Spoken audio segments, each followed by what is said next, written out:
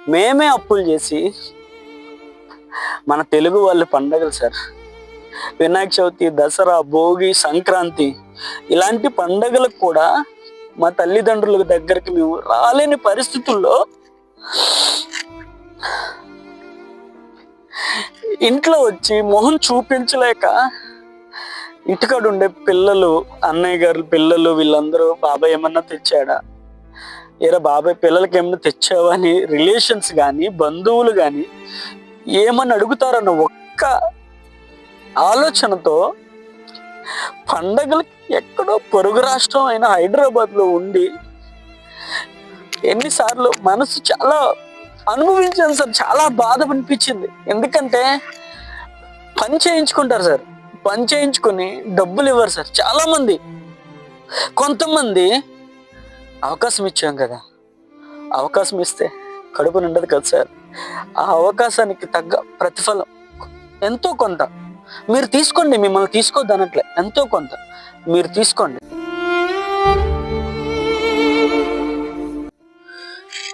అందరికీ నమస్కారం అండి. నేను మీ శంకర్ పాలవలస, ఆర్టిస్ట్ని. ఎంతోమంది సినిమా రంగాన్ని నమ్ముకొని కళ మీద పిచ్చితో ప్రేమతో ఇండస్ట్రీకి వచ్చిన వాళ్ళల్లో నేను ఒకనండి.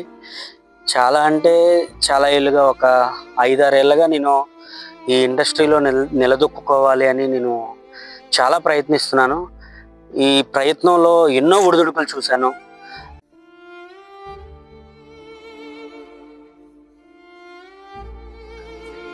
పిచ్చితో సినిమా ఇండస్ట్రీలోకి వచ్చినప్పుడు ఒక డెమో ఫిల్మ్ చేశానండి, ఒక డెమో ఫిల్మ్.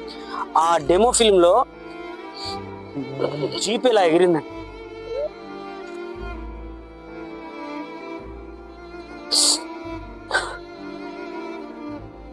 బ్రెయిన్ తేలిందండి, అడ్డు షైట్ అయింది. ఒక సినిమాలో రోప్ కట్టి పల్టీలు కొట్టించారండి, మోకాలు దెబ్బతిన్నాయండి.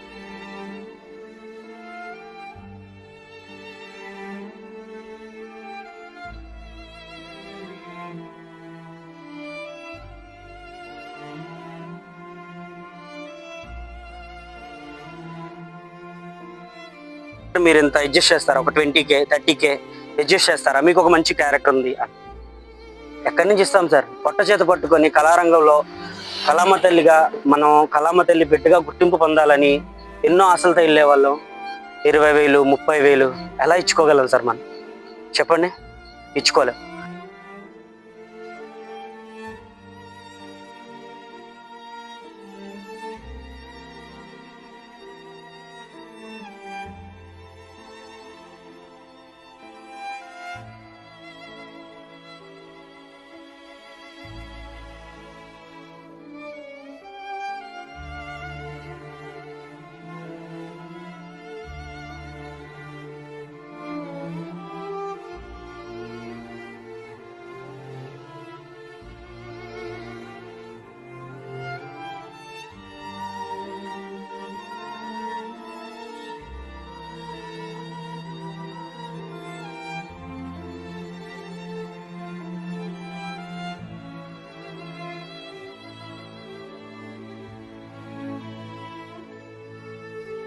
చేయాలి, ఏదో ఒకటి చేయాలని చాలా అంటే చాలా ఎదురు చూస్తాం సార్. ఆ ఎదురు చూపుల్ని కొంతమంది అవకాశవాదులు డబ్బు రూపేనా, పార్టీల రూపేనా లాగేసుకుంటున్నారు సార్. ఎలా అంటే, రే ఒక మంచి అవకాశం ఉందిరా కానీ పార్టీ ఎక్స్పెక్ట్ చేస్తున్నారు అని పార్టీ ఇమ్మంటారు. పార్టీ మనం పొట్ట చేత పట్టుకొని అంత దూరం వెళ్ళి పార్టీలు అంటే కష్టం కదండి. నాకు ఎటువంటి అలవాటు లేదు, అయినా సరే పార్టీలు ఇవ్వాలి.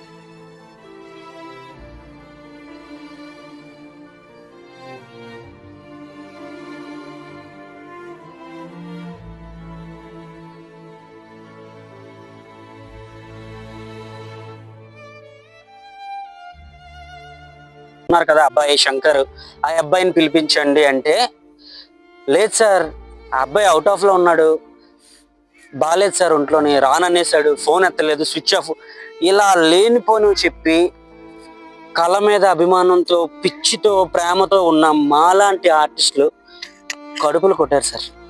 మా కళల మీద నీళ్లు చల్లేశారు. మంచి మంచి అవకాశాలు చాలామంది కోఆర్డినేటర్ల వల్ల, ఏజెంట్ల వల్ల, మీడియేటర్ల వల్ల పోయినవి చాలా ఉన్నాయి సార్. ఎంతలా అంటే ఒక్కొక్కసారి వాళ్ళకి నచ్చింది చేస్తే, వాళ్ళకి నచ్చింది ఇస్తే మనకి అంత బాగా చూస్తారనమాట. అంటే చాలామందికి మందు అలవాటు ఉంటుంది, వాళ్ళకి మందు ఇప్పించాలి. కొంతమందికి పార్టీస్, కొంతమందికి సినిమాకి తీసుకెళ్ళడం, కొంతమందికి సిట్టింగ్స్. అది ఏదైనా అవ్వచ్చు. సిట్టింగ్ అంటే తాగడం అవ్వచ్చు, తినడం అవ్వచ్చు, ఏదైనా అవ్వచ్చు. అలాంటివి ఇచ్చే వాళ్ళంటే ఇండస్ట్రీలో ఉండే కోఆర్డినేటర్లకి, ఏజెంట్లకి మస్తు ఇస్తామండి. ఎందుకంటే అలాంటి వాళ్ళ వల్లే వాళ్ళకి ఉపయోగం. ఎందుకంటే ఇప్పుడు నేనే అన్ని ఇచ్చాను అనుకోండి, నాకు అవకాశాలు వస్తాయి. నేనేమి ఇవ్వలేను.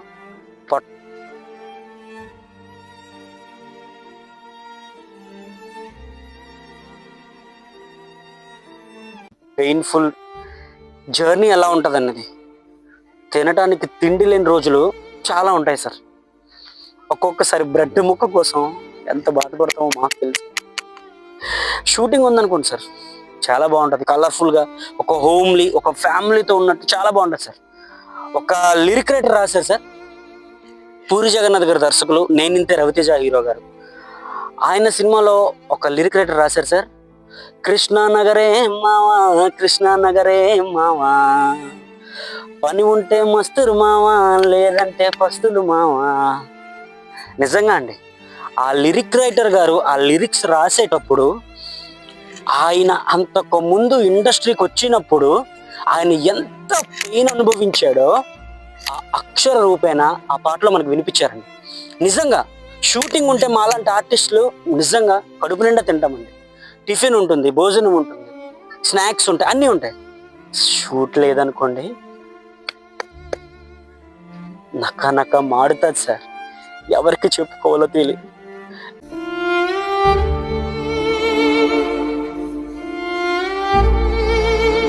ఫ్రీడమ్ కోసమో, లగ్జరీస్ కోసమో వచ్చేవాళ్ళు చాలా మంది ఉంటారు. నేను అందరినీ అనట్లా, కొంతమంది ఉంటారు.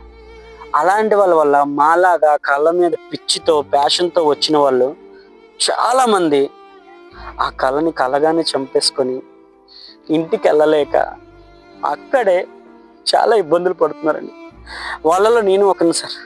ఒక సినిమాకి అసిస్టెంట్ డైరెక్టర్గా చేస్తే ఎన్ని రోజులు చేసామో అన్ని రోజులు కూడా డబ్బులు ఇవ్వకుండా, హోటల్లో ఉంచి హోటల్ బిల్స్ కూడా కట్టకుండా మేమే అప్పులు చేసి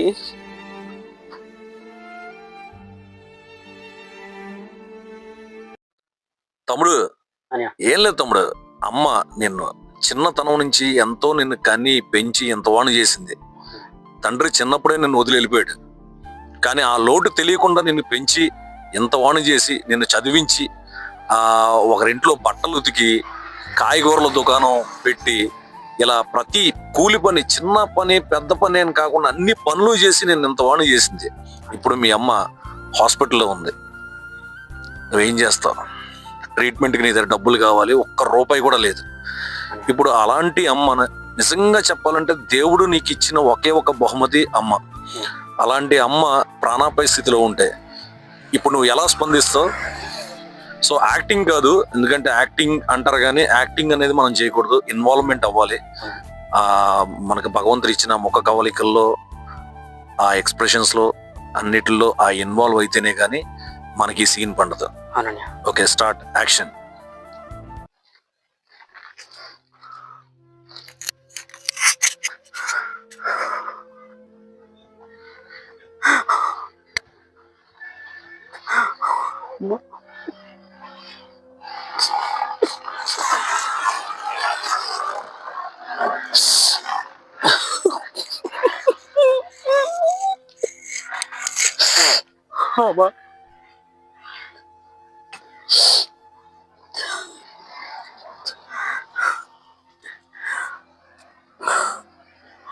నన్ను కని పెద్ద చేసి ఇంత వాడిని చేసి నీకు చివరి పరిస్థితుల్లో నిన్ను ట్రీట్మెంట్ కూడా తీసుకెళ్ళాలని దౌర్భాగ్యమైపోయావు.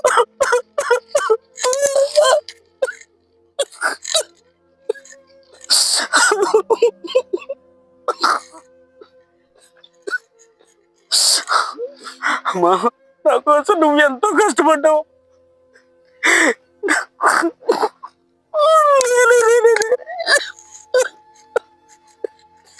నీకు కనీసం చికిత్స ఇప్పించడానికి కూడా దగ్గర పరిస్థితుల్లో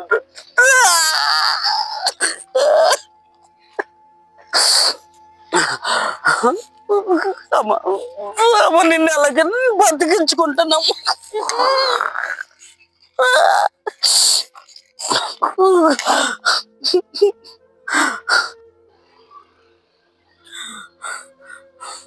అమ్మా, నువ్వు బ్రతికే పరిస్థితుల్లో లేవని డాక్టర్లు చెప్పారమ్మా. కానీ నేనున్నానమ్మా, నీ కొడుగ్గా నేను నిన్ను బ్రతికించుకుంటానమ్మా.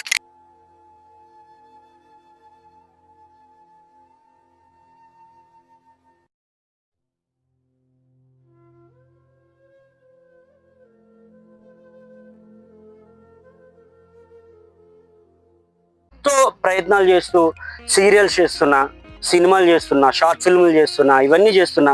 కానీ ఏదో వెళితే ఒక మంచి క్యారెక్టర్, ఒక గుర్తింపు వచ్చే క్యారెక్టర్ కోసం ఎదురు చూస్తున్నా సార్. చాలా సంవత్సరాలుగా ఎదురు చూస్తున్నా. అది రావాలని మనస్ఫూర్తిగా కోరుకుంటున్నాను. త్వరలోనే వస్తుందని కూడా అనుకున్నాను సార్. ఎందుకంటే నేను ఎప్పుడు ఆగిపోలేదు సార్. ఇబ్బందులు పడ్డా, ఆగిపోలేదు. కానీ నిన్ను ఖచ్చితంగా నిలదొక్కుకోవాలని మనస్ఫూర్తిగా కోరుకున్నాను, కష్టపడతాను. కానీ ఇప్పుడు నేను మళ్ళీ 5 నెలల నుంచి నేను ఇండస్ట్రీకి దూరంగా ఉన్నానండి. మళ్ళీ ఇప్పుడు వెళ్ళాలి అనుకుంటున్నా. అంటే కొన్ని అనివార్య కారణాల వల్ల, అమ్మగారికి బాగోపోవడం వల్ల నేను ఇక్కడ ఉండిపోవాల్సి వచ్చింది. నేను మళ్ళీ త్వరలోనే హైదరాబాద్ వెళ్తున్నా. నేను ఇప్పటివరకు సీరియల్స్ చేశాను, సినిమాలు చేశాను, చాలా సినిమాలు చేశాను, సీరియల్స్ చేశాను. జాబిల్లి కోసం, ఆకాశమల్లె, రాధకుని వేర ప్రాణం, ఇలాంటి సినిమాలు చాలా చేశాను. సీరియల్స్ చేశానండి. నాకు కొద్దో గొప్ప క్యారెక్టర్లు ఇచ్చిన వాళ్ళందరికీ నేను హృదయపూర్వక ధన్యవాదాలు తెలుపుకుంటున్నాను. అలానే దయచేసి ప్యాషన్తో, పిచ్చితో వచ్చిన వాళ్ళని మోసం చేయొద్దండి ఎవరు. మీకు అవకాశం ఇప్పించే అవకాశం ఉంటే ఇప్పించండి, అంతేగాని అవకాశం పేరుతో మోసం చేయొద్దు సార్. ఎందుకంటే వాళ్ళకి ఫ్యామిలీస్ ఉంటాయి సార్. అందరూ నిలదొక్కోలేరు సార్. అందరూ ఒడిదుడుకుల్ని తట్టుకొని ధైర్యంగా నిలబడలేరు సార్. కొంతమంది సూసైడ్లు చేసుకునే వాళ్ళు ఉంటారు సార్. దయచేసి ఈ వీడియో చూస్తే మీ డైరెక్టర్లు కానీ, ప్రొడ్యూసర్లు కానీ, మాలాంటి కళాకారులకి మీరు ఆడిషన్స్ తీసుకోండి. ఆడిషన్స్లో మా ఆడిషన్ మీకు నచ్చలేనట్లయితే ఇవ్వద్దు సార్ అవకాశాలు. ఆడిషన్ నచ్చితే డైరెక్ట్గా మీ డైరెక్షన్ డిపార్ట్మెంట్ తరపు నుంచి మాలాంటి వాళ్ళకి అవకాశాలు ఇవ్వండి. నేను మనస్ఫూర్తిగా కోరుకుంటున్నాను. జై హింద్. నటుడు అంటే ఎంత డెడికేటెడ్గా ఉండాలి అని శంకర్ పాలవలసిని చూస్తే అర్థమవుతుంది. కాళ్ళు తడవకుండా సముద్రాన్ని దాటగలం, కళ్ళు తడవకుండా సినిమా ఇండస్ట్రీలో పైకి రాలేం. తన నటనతో ప్రేక్షకుడిని కట్టిపడేయగల సత్తా ఉన్న నటుడు శంకర్ పాలవలస. అది చిన్న అవకాశమా, పెద్ద అవకాశమా, అది షార్ట్ ఫిల్మా లేక ఫీచర్ ఫిల్మా అనే తేడా చూపకుండా దర్శకులకు విధేయుడిగా, నటనలో విజృంభుడిగా తనకంటూ ఒక మార్కుని సృష్టించుకుంటూ ఎదుగుతూ పైకొస్తున్న శంకర్ పాలవల్స్కి ఆల్ ది బెస్ట్ చెప్తాం. ఆ దేవుడు తన కోరికని త్వరలో తీర్చాలని, అతడు మంచి నటుడిగా ఎదగాలని ఆకాంక్షిస్తూ ఇట్లు ఫిల్మ్ మేకర్ ఆర్పి.